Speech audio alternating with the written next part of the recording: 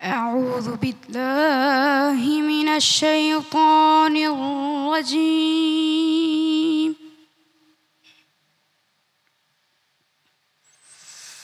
بسم الله الرحمن الرحيم.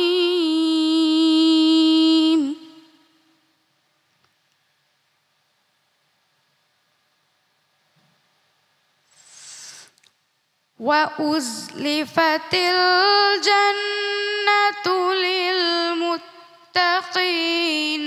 غير بعيد.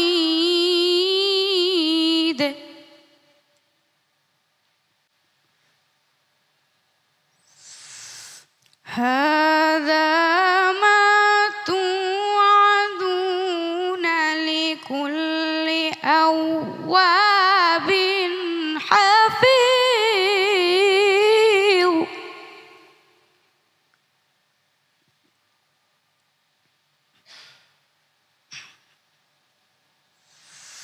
من خشي الرحمن بالغيب وجاء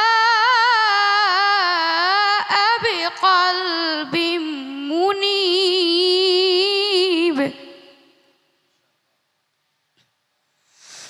ادخلوها بسلام.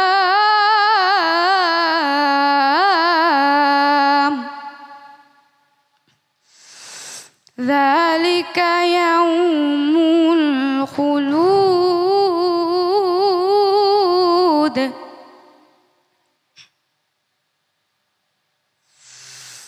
لهم ما يشاءون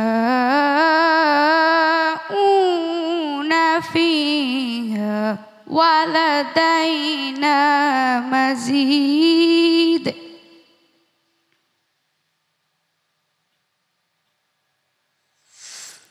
وكم أهلكنا قبلهم من قرن هم أشد منهم بطشا.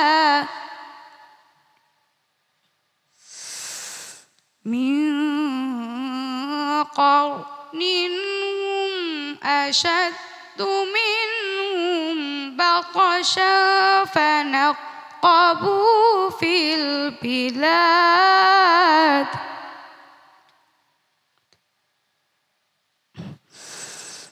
هل من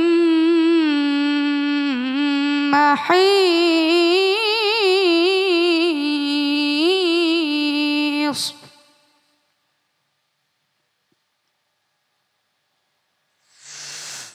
إن في ذلك لذكرى لمن كان له قلب.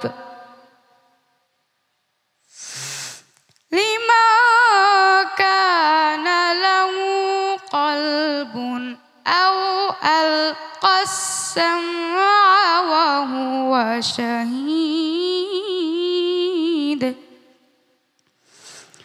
صدق الله العظيم.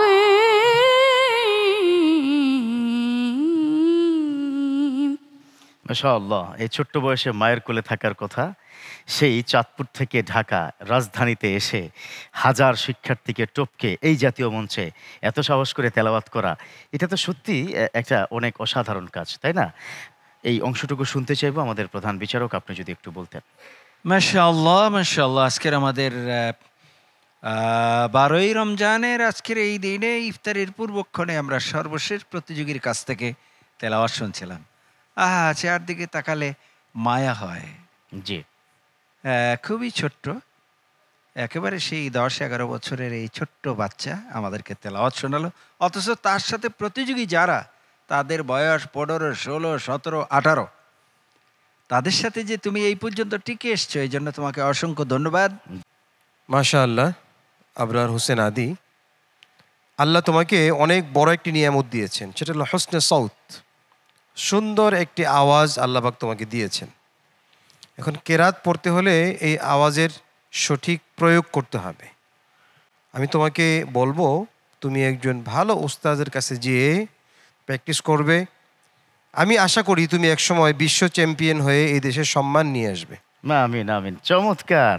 তোমাকে কি সুন্দর কি দোয়া করেছে। ওকে, অতএব ভালো করে প্রস্তুতি নাও এবং ফলাফলের জন্য আপাতত অপেক্ষায় থাকো। দেখা যাক কি হয় ইনশাআল্লাহ। শুভকামনা তোমার জন্য।